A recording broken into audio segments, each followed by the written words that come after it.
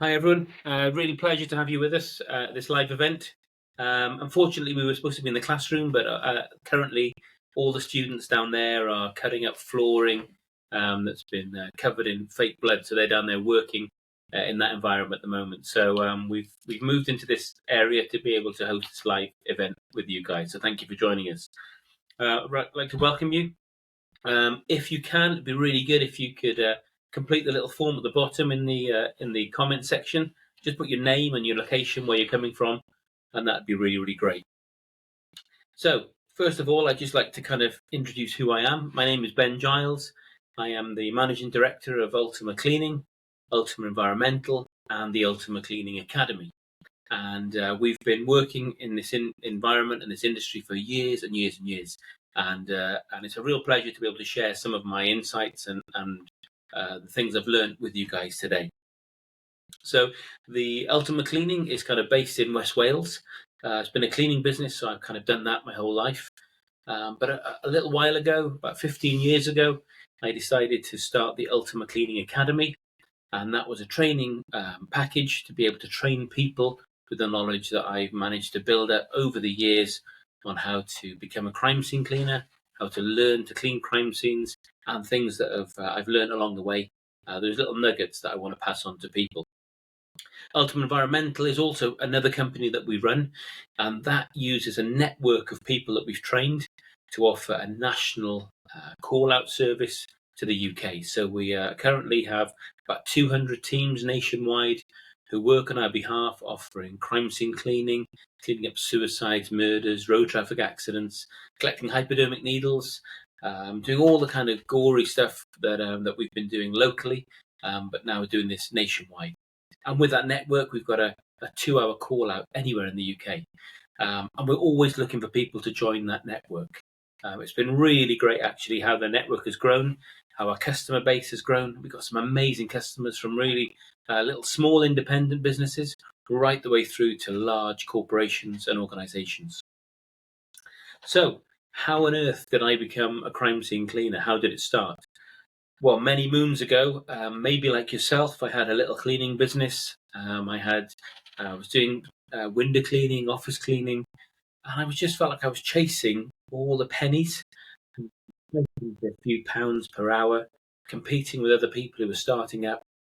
So I really thought maybe if I could find a little niche market, something that no one else was doing, then we could get into that industry, and then we could charge actually very well for doing that job.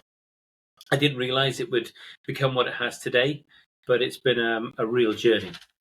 So it started off with me having my first customer, who was the lady who started Age Concern and the charity Age Concern. And she asked us to clean this property, which was a warden assisted flat, and it hadn't been cleaned for 10 years. And so we said yes, straight away we would do it. Opened the door, it was crawling with fleas. The bath was full of feces right to the top. It was something I never encountered before, didn't really know what I was doing, but never said no. Had a go at it. Anyway, a day into it, we managed to get most of it done, all cleaned up properly. The second day, we completely finished the job. And she asked me, "How much do I owe you?" And we said, "It's £2,000, okay?" And she was like, over the moon. We'd solved all these problems for her. And she was so grateful. And on the back of that, we thought, right, what else can we clean? And we decided to start working with other organizations. I actually then went to get some formal training. Went to a college up in Birmingham to do a training course and to learn how to clean crime scenes. And if I'm honest with you, it was really, really poor. I really struggled because some tomato sauce was poured on the desk. We were told to clean it up. And that's kind of all we really learned. It was really, really poor. But we came back with a certificate to say that we were now crime scene cleaners. And we started sharing that with different authorities, solicitors, undertakers, police forces. And the first job we had was where a gentleman had passed away. He'd been there for nearly 8 weeks. He decomposed through the floor, through the carpet, into the concrete. And it was a really difficult situation to clean up. Nothing like tomato sauce on a desk. And kind of at that point, I realised I needed to form my own training academy. I needed to train people how to do this if I wanted to share my knowledge that I was building as he was going along. So I personally cleaned up hundreds and hundreds of scenes. Now these days I'm more organising stuff, but still willing to get my hands dirty and still willing to work along with anyone who needs a hand. Currently, we're here in Bristol, where we hold our training organisation. We hold our training seminar. So we're here for 3 days. It's a face-to-face training course, and we've currently got 21 students who are working along with us, learning how to become crime scene cleaners, and learning all the ropes, all of what they need to know, from waste management to dealing with odours, dealing with sanitising, dealing with the trauma that goes along with it, all of these things, health and safety, how to cut up floors, all of these skills that they're going to need to know going forward. And then they will become part of our network. So that's really how I became a crime scene cleaner. I suppose the question you want to know is, how on earth can you become a crime scene cleaner? Is it for you? So I would love to kind of invite you to think about some questions you might want to ask in a little while. If you've got any questions you want to throw at us, Jamie, my colleague, is with me here, so he's going to kind of notify me of some of the questions that are coming through, and we can go through them afterwards. But first of all, I just want you to kind of realize how you can get, or work out how you can get into this industry. And it's not for everybody. So I would advise you, if you're squeamish, if you struggle with trauma, if you're the kind of person that has a gag reflex and you find it really difficult to just cope with cleaning up vomit or blood or urine, then this may not be the career for you. So I've always managed to have a strong stomach, and on the back of that, it's kind of stood me in good stead. And you will need that. You will need that to go through this. I'll be a part of this career. So some of the things you'll need to do. First of all, we encourage everyone to get some inoculations. It would be really good for you to be able to get some inoculations for hepatitis B, to learn how to get those inoculations to protect yourself. Also, you'll need tetanus inoculations, and it's also good to have hepatitis A as well. So because we're surrounding ourselves with body fluid from people who we don't really know. We don't know what they've got, what they had, and so it's important that we protect ourselves. So that's the first thing. Secondly, in this industry, I'd love to it not to be the case, but actually sometimes it's not what you know all the time, it's sometimes who you know. And so if you currently work along or know any undertakers, it's a real good help to work with them, to get some experience of working with them, and to even form a little business relationship with them. If you're currently working for any housing associations, councils, if you're working with police forces currently, or you've got a background in that, it might be a military background that you have, all those kind of things, really advise you to try and pool together that knowledge of people around you, and try and see where you can automatically walk into work. The next thing you'll have to do is go on a formal course. Now, there are other courses available, so but I would advise you, if you'd love to come on our course, it would be great to see you and train you. Our training course is supplied by myself, so I do some training on it. Jamie, one of our colleagues, also does some training. Mark also does some training on that. We've got a health and safety officer who does some training. Wayne.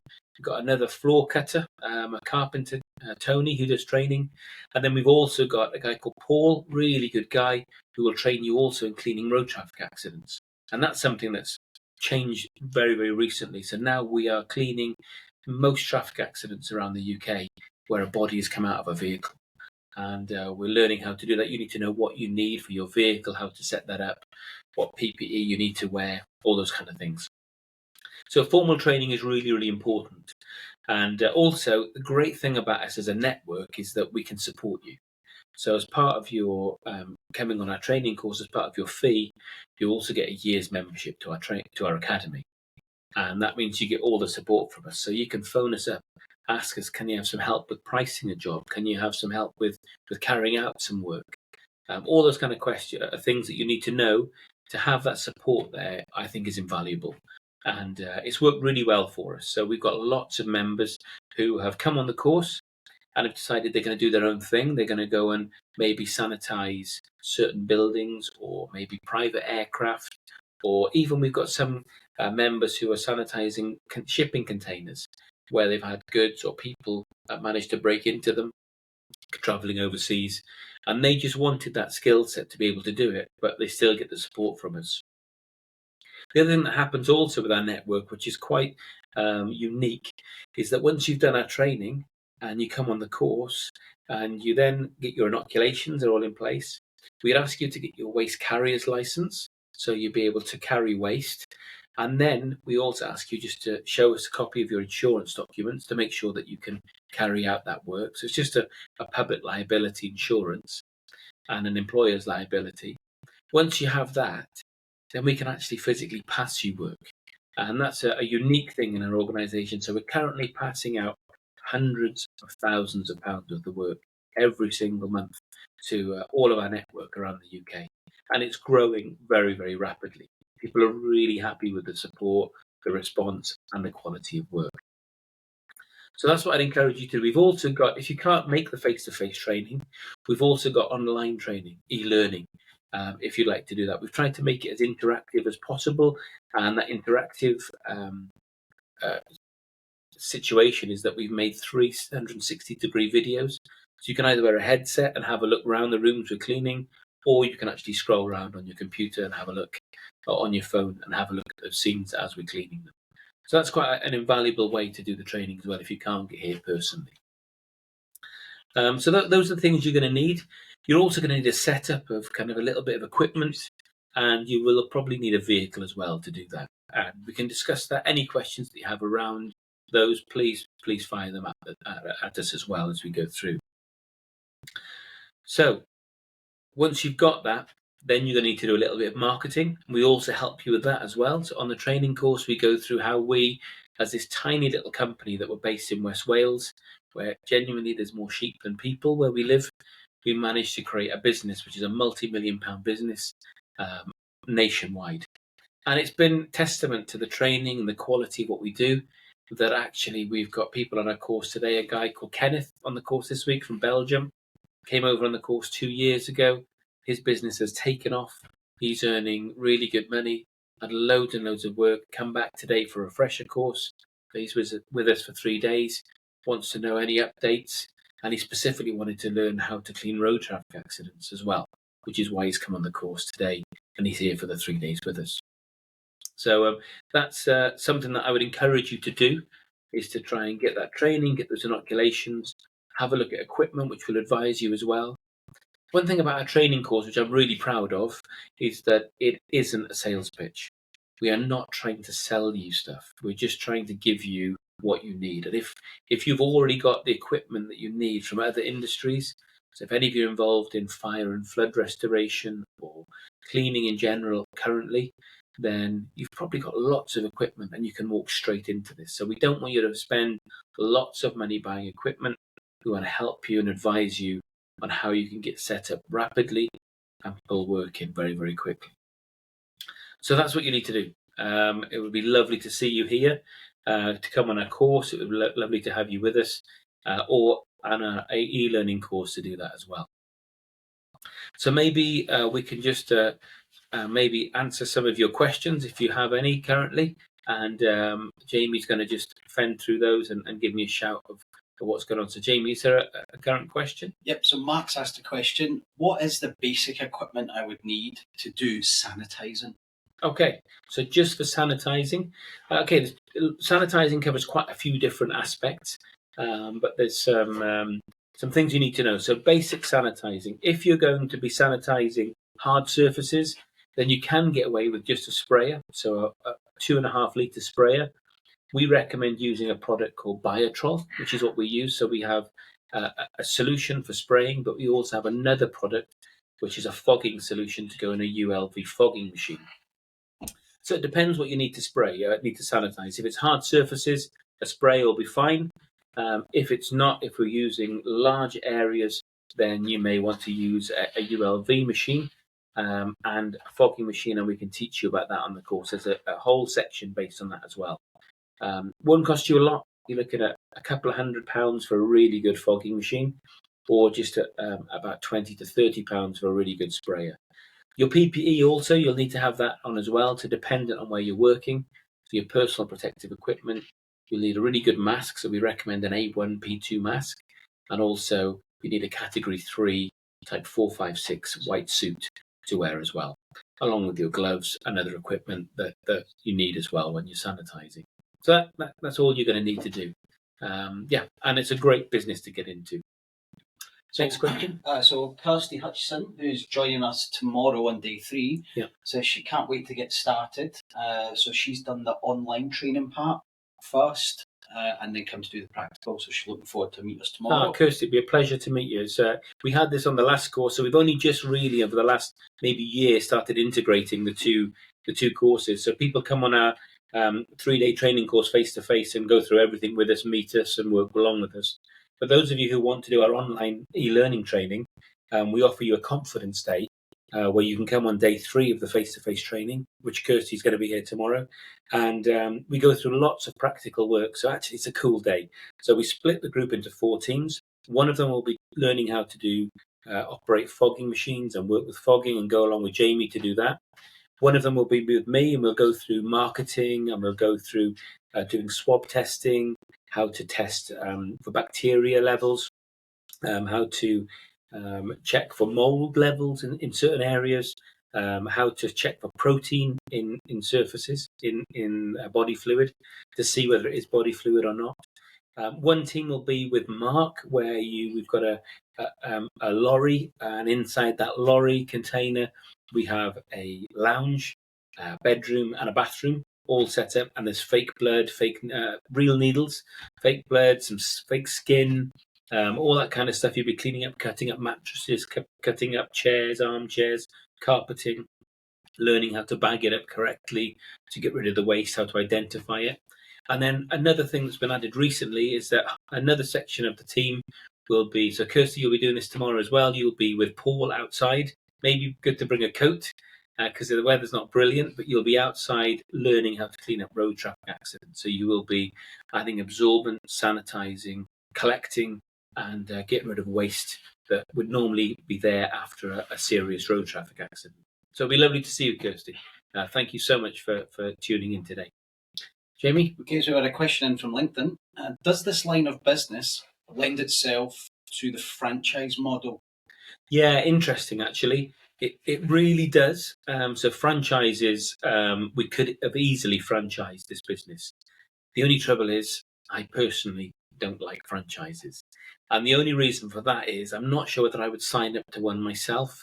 I've seen so much control with franchises, and control on purchasing, control on selling product, or selling services. Even I was asked once to give 10% of every business that I kind of generated myself to a company if I was a franchisee. So in all honesty, it would probably, and maybe that was a route we could have gone down. But what we did instead was set this up as a training module only. And the training module is there. People come on it, take that training, and off you go and do whatever you want with that training. But if you come on the course and you want to work along with us and be part of our network, then that's a real amazing relationship we have with our network. That it's based on trust. We trust you to do a really good job for us. You trust us to look after you, to help you, to support you. It's very, very transparent. Financially, everyone who's been on the course has made really, really good money on the jobs that we've passed them, on the jobs that they've picked up. So to answer your question, yes, it would work as a franchise model, but currently we prefer the network that we've created, and it's worked for the last 15 years. Okay, Owen's messaged in. In your opinion, would you say that biohazard cleaning is a standalone business opportunity or more of an extension to the cleaning service we currently offer? Great question, Owen. Really good question. So, yeah, actually, this is what I don't want also people to be disillusioned by. I hate it when people suddenly think they're going to jump into this industry and overnight become millionaires through it. It's sometimes that does happen. I can't reiterate enough that some people have come on the training course and literally within 2 days, because of people they know or because of situations that have happened, they've picked up lots and lots of work and large contracts. But the majority of people who come on our course currently have a cleaning business. Maybe they're carpet cleaners or they're window cleaners, or they're doing something in the cleaning industry. Some are pest controllers. Some are painters and decorators, carpenters. We even had one guy who was a baker who came on the course, and it's a really really good bolt on initially. So for the first, I would say 12 months, you're probably looking at picking up, if you can, a few jobs a month. Most jobs, bear in mind, the value is between £500 and £2,000 each job. So therefore, it's a good little bolt on. And then that suddenly starts to grow. So in your community, you get known for what you do. Your customers will appreciate what you do. Sadly, um, our industry is a growth industry. There are so many people currently who are going through difficult times, and there's an increase in lots of trauma.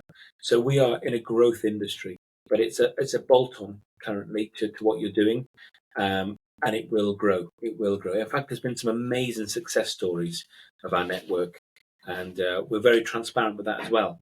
So I really appreciate the question. It's a good one, and anyone thinking about this, I wouldn't think you're going to walk into loads of work immediately, but it will definitely grow. You may have that work straight away, but you will definitely find it's a great bolt-on to what you're doing. Okay, Michelle's came via Facebook. If we do the online course, the same as Kirsty, and then attend for the full day of training, do we have the same accreditations as if someone attended your 3-day course? Yes, you do. Yeah, and it would be lovely to see you guys. If I'm honest with you, the 3-day course face to face, you'll probably find it really interactive, and it's a really good place to be, to ask questions, to find your feet in the industry. The online course, we've tried to make it as interactive as possible to cover every single point. You can learn at your own speed, but that attending on the confidence day on day 3 is a really good opportunity to meet us and for us to meet you as well. So not only will you learn those skills, but we get to meet you and to then work out how you fit into our network as well. So yeah, same accreditation. The training is all CPD accredited, so you'll receive the same accreditation, continued personal development course, but also for us, we will be able to give you a certificate saying you've completed that training online. And a lot of people prefer to do that way, but we would love to have you as part of our network. But we'd like you to meet us to see that we're real people, that we've done this, and we would like to work with you in the future. Yep. Okay, this is from Robin. I'm interested in the 3-day course. Can you give me some costs on this, please? Yeah, no problem at all. So, Robin, the costs currently are just under £1,000. They're about £950 per person for the 3 days. I'm a little separated from the financial side. The office deal with that. I'm kind of now involved more in the face-to-face and the training of it. But £950 per person for the 3 full-day course. Also, I think as a one-off special event, I think we could probably, if say 5 of you who are attending today on this, if 5 of you want to book on the course, we'll offer you a discount of £200 each. There we go. So there'll be a discount for you just for coming on here today. So for 5 people, but be quick and let us know who you are and that you've attended, and we'll do that for you. But yeah, that's the cost. If I'm honest with you, if you go away from this course, as most people will do tomorrow, who finish their 3-day training, if you pick up one job, it will probably pay for all of your course costs. And if you pick up 2 jobs, it'll probably nearly pay for all of the equipment that you'll need. So there's nothing really to lose on it. And we'd really encourage you to become part of that network. But yeah, that's the cost of it currently. I think online costs are pretty similar. And if you give us a shout, we could probably offer you a discount also for coming on that online course, maybe 20% off of that. I'll probably get shot for saying this, but there's an option for you to have those discounts. Okay, Peter from Liverpool has asked, is there one job or jobs that you've been on that have affected you more than another? Actually, the more and more you do, I think the more you see. I've seen some real horrible things. It's strange. I grew up in a farming background, so I was kind of used to being around animals that were ill or sick or had passed away. And so when I started working in this environment with humans, that was a bit difficult. First of all, I went on a really sad job where I thought it was going to be really easy, and it was a job where a husband had bludgeoned his wife to death, and I didn't know the story. I just knew we had to go and clean it up. When we went there, it was so violent. The room was absolutely full of blood. It was really, really violent. And then I found out that this poor woman had survived on the floor in her kitchen for 3 days before her neighbour found her. And then she sadly passed away in the ambulance on the way to the hospital. So that was really hard for me to get my head around on so many levels. One, I felt so sorry for this poor lady, what she'd been through. And I saw evidence of how much pain she must have been in. But secondly, we've probably all had rows with partners or friends or family, and I couldn't ever believe someone could cross that line of taking someone's life. So that was quite hard for me to get my head around. And then we've had other situations where we've been to properties where babies have been mauled by dogs. The family pet has killed a child. That's been really hard to be a part of. So I've struggled with that a little bit. And then more recently, because of the police's involvement, becomes less and less with certain situations like suicides. We also come across suicide notes that have been left, and we're asked to dispose of them sometimes. And that's quite hard as well, because you see the exact reason why someone's taken their life, and it relates sometimes to custody of a child or some family dispute, and that's been difficult. So I really do feel for those people, and it's really nice to be a part of that, putting those things right a little bit and making a difference, trying to do something positive. But B, it is hard to get over that trauma a little bit. On our course, we also have counsellors that can help with anyone who's struggling with the side effects of having to deal with this trauma as well. Okay. Question from James. Do insurance companies have a legal obligation to decontaminate vehicles that have been in accidents before they can be resold or scrapped? Wow, that's a good question. And actually, I don't know. I have to be honest, I'm not sure. We do get involved in lots of that, lots of cleanups from road traffic accidents. And very often, one of the reflexes of somebody having an accident or hitting a person is that there's vomit in the vehicle. So on small scales, we will clean that up so the vehicle can be resold. Excuse me. But on other aspects, the vehicle, if it's a complete write-off or if it's completely damaged, is just taken away in the back of a lorry. And we've never explored that. Actually, this is the great thing about an event like this and people raising that question, because for me now, I'm thinking, actually, maybe just like you're thinking, there's an opportunity here for us to be able to go in, fog a vehicle, sanitize it before it's crushed or it's repurposed or it goes to a scrapyard. So yeah, I think there's an opportunity there. Definitely, it'd be really interesting to explore that, and maybe there is legislation around it.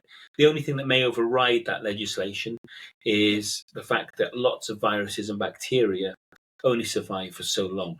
So, for instance, hepatitis B lives in water for up to 8 weeks, lives in dry body fluid for about a week. HIV lives for about a minute. So, if that body fluid has been in that vehicle for a couple of months, then there probably wouldn't be a requirement for that to be sanitized. But it'd be interesting to see what the answer is. So, yeah, you've intrigued me, and I will definitely research that. Great. Okay, Jane on Facebook. I'm interested, but I can't attend right now until the new year because I've recently had a baby. Congratulations. Well done, you. Yeah, it would be lovely to have you on the course. And again, we run our face-to-face courses more or less every quarter. So the next one is in November. I've just got the dates down here. November the 20th to the 22nd. here in Bristol. We chose Bristol not because of any other reason that it's central to the UK. So you can fly in, you can train in, you can drive in, and get here quite easily. So that's the next one is in November. That may be a bit soon for you with a young child. And the next one then will be in March. So if you'd like to come on the March one, but maybe actually the e-learning course would be perfect for you. So you could just do that at your own time, your own leisure. And then when you feel ready to start this business, then you could come on the one-day confidence course either in November or March. And it would be lovely to meet you and work along with you in the future. So congratulations again. Here's a good one from Andrew. Have you ever been physically sick on a job before? No, actually, I've got an amazing, strong stomach. Even the smell of decomposed body matter that's been there for weeks and weeks. Actually, it's the body fat that smells. It's a pretty horrendous smell, but I've never actually been sick on a job. However, I've worked with lots of people that have. One of the first jobs I ever did, I was working with a lad who was working with me who was a window cleaner. His first job, I thought he'd be okay. We decided that we would buy full face masks. And I turned around to look at him to see if he was all right, and his mask was half full of vomit, and he was actually choking on his own vomit. So not only did we have to clean up the mess in the property, we had to clean up all his sick as well, which was very, very good. And he went and sat in the van for the rest of the day.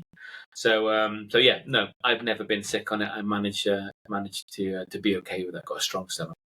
Okay, Isabel's just messaged in. Do you have a favourite part of your job and a least favourite part of your job? Yeah. Favourite part of the job, I think I love the fact that every job is different every single day. I love the fact you don't know what's going to happen. The phone can ring and it can be something different every day. One job that came in, just give you a quick example. It was a couple of years ago, a New Year's Eve. Please, could we help remove a 22-ton fin whale that had been hit by a ship in Portsmouth Harbour and lift it out of the water, cut it in half because it was dead, and send it off to be rendered. I mean, how cool is that? What a great job to have. And we just didn't have a clue it was coming in. So every day is different. So I love that about it. I really like that. And I love the fact that we always do something positive. We make a difference to people. People thank us for what we've done. We've restored properties. We've managed to create a safe environment for people to go back into. That's a real pleasure. What I don't like is paperwork. I can't stand paperwork. I can't stand having to do that. However, I pay people around me who are really, really good at it now. But when I first started, I was doing everything on my own. You can imagine my business. So paperwork is difficult. Sorting out my tax, payroll, all that kind of stuff. That's the kind of the least bit. And I used to also hate health and safety. I did my head in having to do all these risk assessments and method statements. But actually, when you realise the value of what they allow you to do and how safe they make you, I've come to love that side of it as well because it really protects people and stops them making mistakes. So that's it. Yeah. So paperwork, I don't like. Sadly, you have to do it, but I do love how the job changes and how much excitement I get from each day where the phone rings and it's something different. Excellent. So James came back to us again and says thanks. So she's already done some biohazard cleans and has been trained with a different academy. So she'd like to come on this course for a refresher and gain some more knowledge. Can you get referrals after doing the online course? Referrals of work? Yep. Yeah. Well, yes and no. So do the online course, please, but please come and meet us. Just arrange to come up, even if you just come up for the half a day or for a day's confidence day. Come and meet us. We would love to be able to put a name to a face and also to be able to see what your capabilities are. Everyone's individual. Everyone's got their own skill set. Everyone has got opportunities, and we manage to put people in situations where they can make a real difference to the business. So yeah, the answer is yes. We can definitely pass you work, but we would really love to meet you. Again, you have to build this trust in us the same as we have to with you. We're trusting you to carry out work on our behalf, to do a great job, and you're trusting us to support you and manage you and look after you when it comes to work that we're passing you as well. So it would be great to meet you, and I think any relationship needs that going forward. So that would be lovely if you could. But if you can't, please give us a ring, talk to us. Maybe we could have a Teams meeting or a Zoom meeting with you to go through that if you're able to get here to Bristol. But the whole point of this is we want people to succeed. We want people to do the training and to have really lucrative businesses from it, which is what we've been doing for 15 years and some amazing success stories. So yeah, it'd be lovely if we can. Excellent. Okay, Owen's came back in, so he's interested. He's also interested in doing like the day 3 of the course. Where can he get updates and costs from this from? So the easiest way is just to send an email to us from our website or from our Facebook page. Send us a message, and one of the team will get back to you straight away. But it'd be lovely to have you come on that course. Again, because we've offered a discount to you here, maybe you want to quickly send an email in to us at the Ultima Cleaning Academy, or you can send a message after this on this page. Drop us your email address, and we'll get one of our team to put it in the comments, your email address, or send us it privately. And we'll send you all the details and costs with a discount. As I said, I'm happy to honour that discount for 5 people on the next course in November, or a 20. Did we say 20%? Let's make it 30%. You have 30% discount for the e-learning. I'm probably going to get shot for saying that, but please, it'd be lovely to see you either do part of the training or come on the course with us. Excellent. Can I come and get a job working with you? Yes. Well, unfortunately, there's 2 options. Okay, so currently we have situations where we've got areas where we've got regular work, and sometimes we just can't find a subcontracting network member to do that work in that area. So in those areas, we are looking to kind of build teams up as well. So in West Wales, for example, our company cleans all of Dyfed-Powys Police's cells, their vehicles, does all their crime scene cleaning. We clean their forensic tread plates, their pop-up tents, all that kind of stuff. So, and then we employ people in those situations. So there's a possibility, but keep us in the loop. Send us an email through, and maybe one of our area managers can have a chat with you, and that might work. So, but yeah, but it would be lovely to catch up with you. Okay, this one is from Andy. What is the largest amount of needles you've ever collected from a site? From a single site? Oh, it's a great question as well. And very often you have very few needles in places. You might just go along and pick up 1 or 2. But the best one I did was in a place called Avonside House. This was in a Bath train station. I don't know what it looks like now. It might be they were renovating an old building. And Avonside House. So inside it, we had 7,000 needles from inside the house. And then we found a basement underneath that no one really knew existed. And there was another 2,000 underneath there. So 9,000 needles in that one property. I've never had any more than that. So that was a bit of a record for us. Danny, do you have any contracts or works in the London and Kent area? Danny, yeah, we are constantly picking up more and more work. Again, I can't kind of reiterate this enough, and it has to be based on trust. So you're probably not going to believe me when I say this now, but I'd encourage you to dig deeper, come and meet us, and realise where we're at. Currently, we have the contract as a network for cleaning every road accident, all the way from Bristol, some South Gloucestershire Council, all the way around Cornwall, down Devon, Cornwall, all the way up past London, all the way up to Cumbria. We work on behalf of about 10 different councils for cleaning up body fluid, suicides, murders. We work for a few police authorities. However, most of their work is given to one company. So sometimes we just support that company who's got that contract currently. We work for lots of housing associations. We work for lots of facilities management companies. So we work with environmental departments.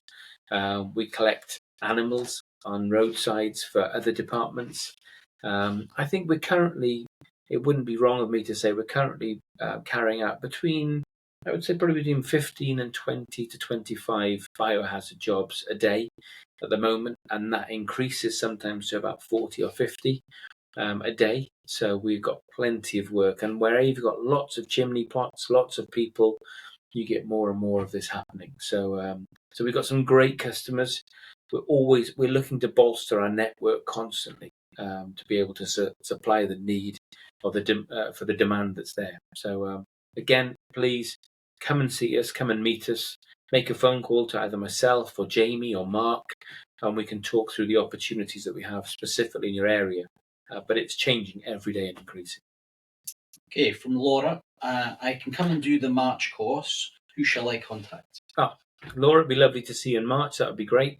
So if you contact our office, I'll give you the phone number. Actually, that might be easier. So the phone number is 01239 621 821. If you type in that number and ask for Nicola, Nicola will be able to book you in and give you all the information you need on it.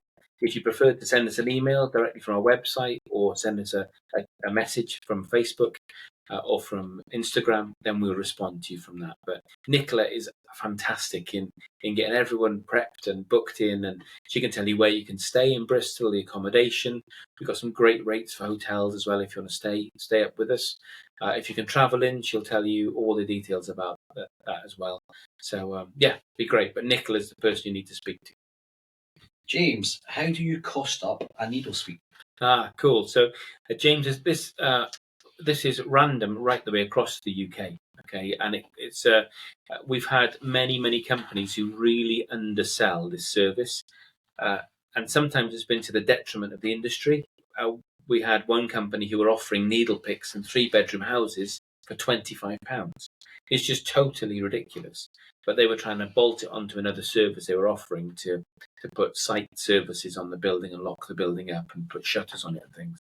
So we go down the route of three things really. One is we have waste costs. So you have the cost of producing a consignment note. You have the cost of a waste sharps bin, the cost of getting rid of those needles themselves. So that's the first thing, is the cost of those. Secondly is the risk factor. Why is somebody asking you to do this work? Why are they not doing it themselves? And that's very often that there's massive dangers involved in it. People can be injured. People who don't know what they're doing can get really ill from a needle stick injury. So they don't want the responsibility. So the second element of this, that it has to reward people for the responsibility that they're taking on. And thirdly, it's got to be financially viable. You want to earn more than than kind of just stacking shelves in a supermarket for doing this kind of work. And that's what we build in as well. So when to give you an idea, if we carry out a needle pick on, say, an average 3-bedroom property, we would be looking to charge somewhere between £550 and £650 to carry that out. And if it changes, if the job is more, we will add more on. If it involves doing a needle pick in the garden or in surrounding areas, if we've got to lift floorboards up and look under floorboards, if we've got to go into the loft and do a needle sweep in the loft, we'll all add those on as extras. But we really want to make it worthwhile for people. It has to be, you have to earn more than a living doing this kind of work. It's not for everyone. So it's incredibly lucrative for people who want to get involved. Okay, this is from Jesse. Why do crime scene cleaners wear white suits? It's a good question too. It's a really bizarre thing, actually. Some jobs that we do, we don't actually need to wear a suit, but the perception is that people want to see us in those suits as well. The suits that we wear are specific, so we don't just go to B&Q and buy a white suit that you would use for painting your house. The suits that we wear are category 3 suits, and in that category, they're a type 4, 5 or 6 suit. And it's actually quite nice to be associated with forensics, which people very often associate the white suits with. So we are doing an element of work that's very closely associated with that anyway, for the cleanup. But there's also an element of protecting ourselves. So our PPE, our personal protective equipment, lots of people think that that's our safety net. That's it. That's our first line of defence. But actually, that's not the case. Our method, our way of working our way into a building or working our way into a scene to clean it up, the method is really key. Our sanitizer is really, really important. Our PPE is probably the last thing, just as a backup in case something goes wrong. And it's always good to be able to look at your white suit and be able to see if there's anything on it. A story a few years ago, I ended up picking up a chair, which was a dark, dark chair, like an office chair. Didn't look like there was anything on it. Because it was so dark, I didn't realize there was lots of blood on it.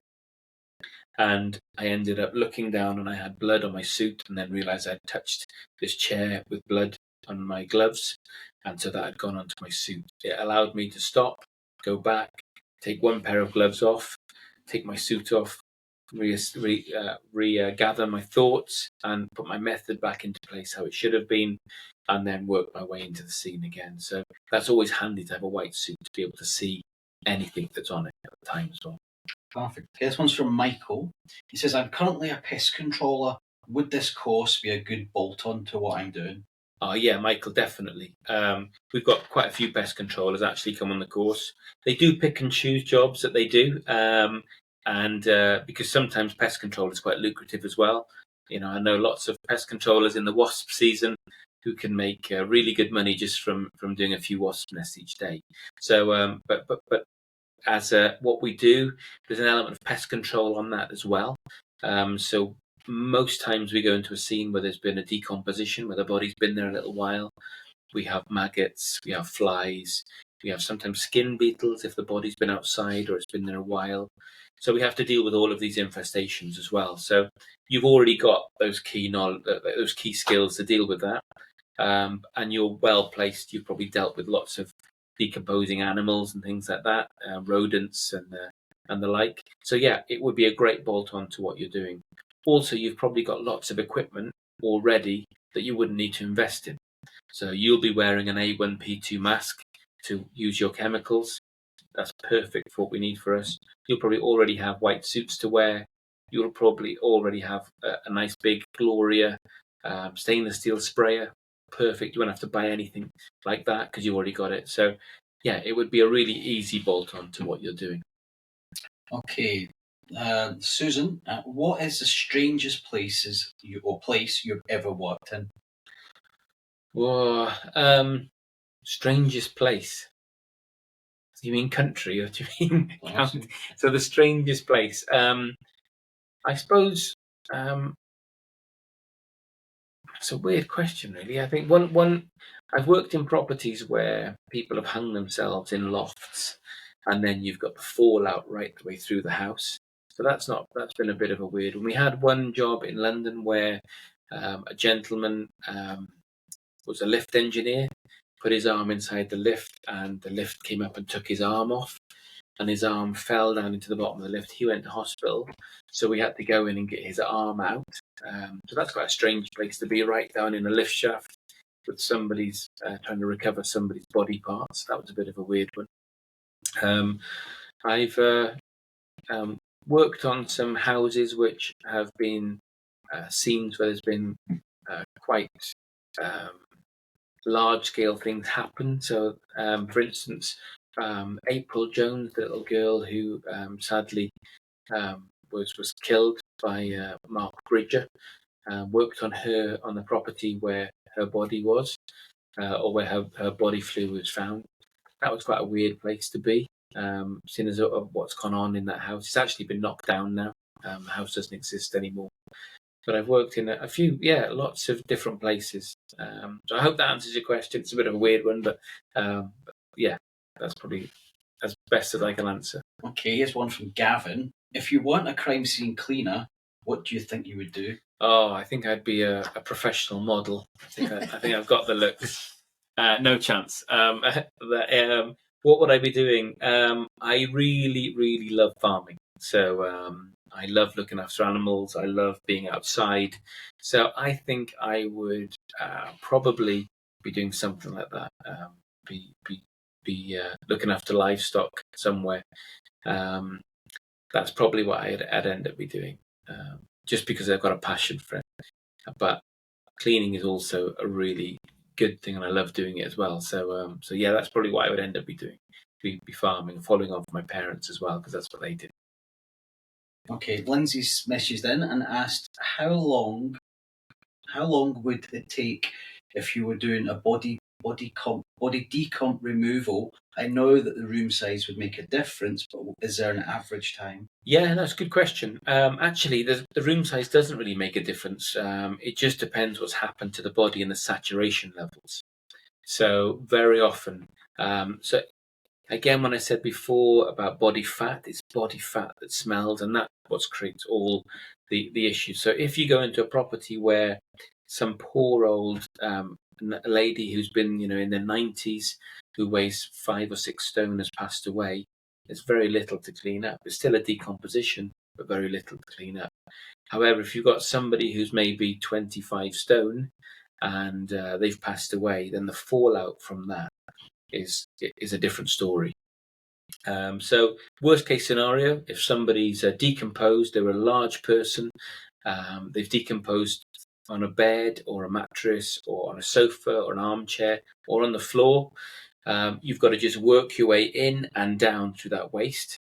I would say most decompositions would take no more than a day and probably half a day to clean up. So between half a day and a day. Again, the great thing about that is we would normally be charging in the region of £1,200. Therefore, it's, again, a good day's work. It's really lucrative, and you want to earn more than a living cleaning up that kind of environment. Okay. One here that says, does it really make a difference what kind of sanitizer you use? Are they not just all the same? Yeah, that's a great question as well. No, it does make a massive difference. And part and parcel of what, through my kind of background and my history of doing this work, is that I've had lots of companies promise me the earth with what their products can do, only to find at a later date that they don't work, or that they've had no testing against that. You may think of something like a product out there currently like bleach. That works really, really well. However, the implications of that means it stains things and damages things. You may also have heard of products that say that they kill 99.9% of all bacteria, but actually, how are they working on viruses? So it's important to know. Also, this kind of came out in the COVID pandemic as well, was that people didn't realize that every chemical has a dwell time. So you might have seen an EN number on that chemical, and that will tell you how it's been tested and what it's tested for. But you need to know what the dwell time is. And if that dwell time on some chemicals was up to 5 minutes, that means you'd have to spray it onto a surface, leave it for 5 minutes before you wiped it off for it to actually work. So the active ingredient could work. The ones that we use currently are 30 seconds. So there is a difference. Some of them work in hard water, not in soft water. So some work in soft water, not in hard water. Some of them are affected by temperatures. Some of them are affected by a shelf life. Some have a longer shelf life.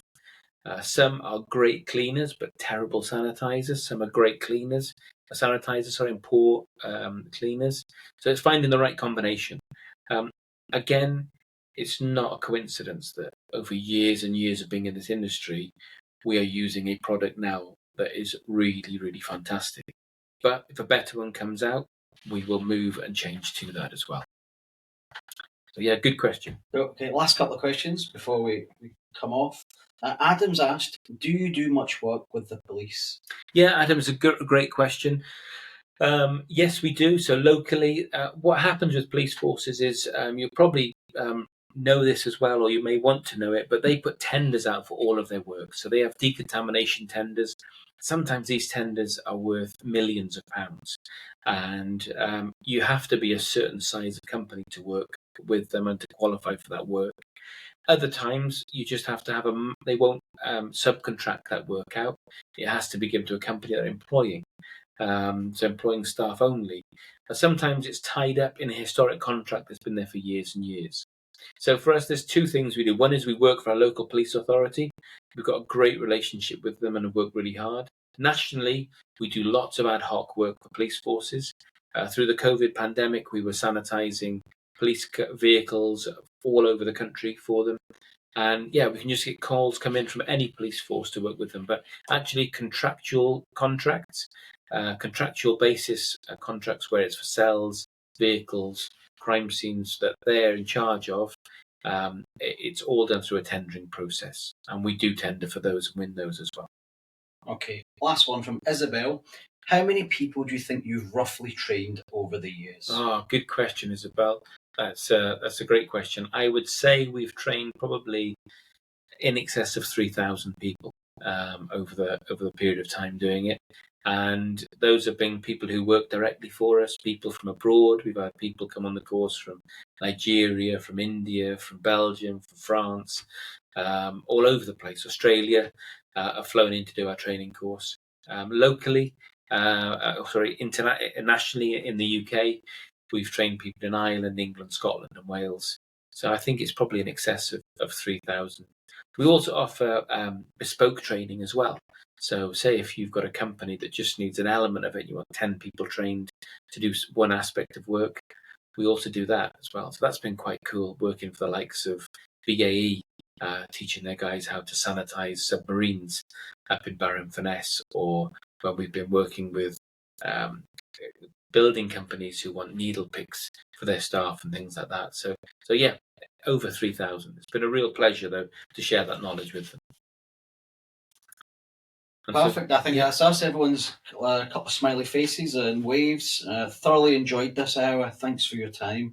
It's been a real pleasure. Again, we really wanted it to be with all the guys who are doing their personal training at the moment on the 3-day course with us. But as you can imagine, it's really hard to have this kind of conversation surrounded by people cutting up floors and picking up fake blood and working with all of that. But as I mentioned, I'll honour what I said. If any of you want to come on the 3-day course, you can tell my staff that I've offered you a £200 discount from that for 5 of you. So just 5 people if you want to do that. And if you want to come on our e-learning course, you think that's for you, then a 30% discount for you for coming on this course or this little seminar today. We'll offer you that as well. So, but it'd be lovely to work along with you, and hopefully the next one we can do will be a little more interactive. On the next training course, we'll try and do the same thing again and see whether we can do something with the trainees down in the training room as well. So thank you so much. It's been a real pleasure.